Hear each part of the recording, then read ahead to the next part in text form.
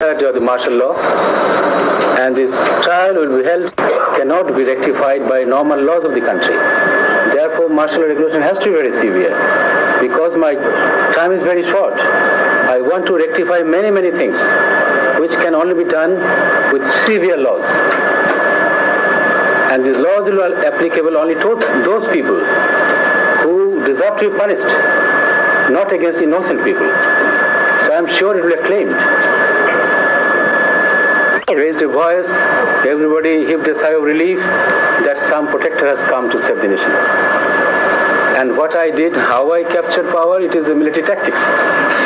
Right. And it's not specific, the series of events. Series of events that the party, ruling party in power, they were fighting among each other. And they could not decide what course of action to take. And the leadership,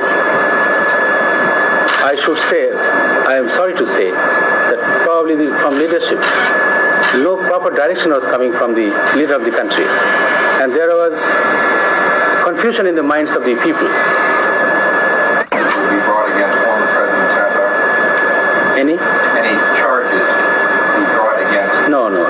He could not control his party, and he could not give a proper leadership. Otherwise, this country had parliamentary form of government. Later on, it changed into presidential form of government.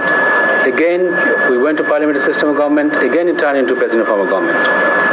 And every time, it was a little different than the other. This time, it should people of the country decide what form of government they want. If necessary, that my tenure finishing, you mean to say when I retire or when I go out of the army? No, why you're... Absolutely cool. There were 18 executive coups during President years. Tell you, therefore, that if the army had some role to play or some say in the national affairs, then the possibilities coups will be much less. You can never be sure of anything, but I can tell you that the army is a disciplined organization today. They understand the responsibility, and we worked very hard to turn into a professional army. And as the chief of staff, I can say with pride that my army will behave in future.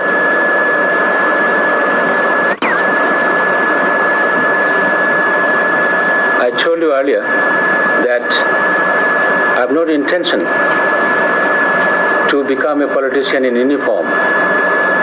When I'm out of uniform, I will decide the course of my future action. And maybe if the people like me to come in politics and guide the destiny of the nation, or in any other way I can help the nation, I will surely like to come, but not in uniform. I would not like to join in politics in uniform.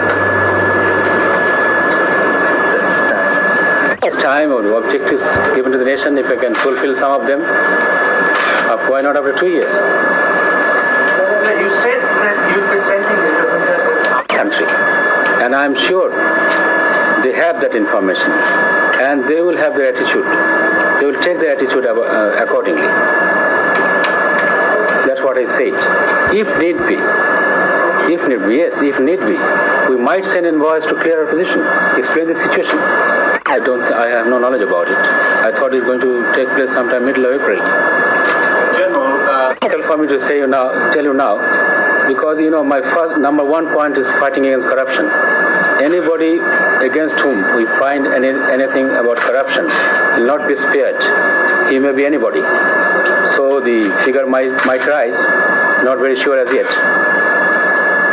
will those figures also include senior? Nobody can be spared. Anybody found to be corrupt, anybody found to be involved in any corruption, he may be an army person, he may be anybody.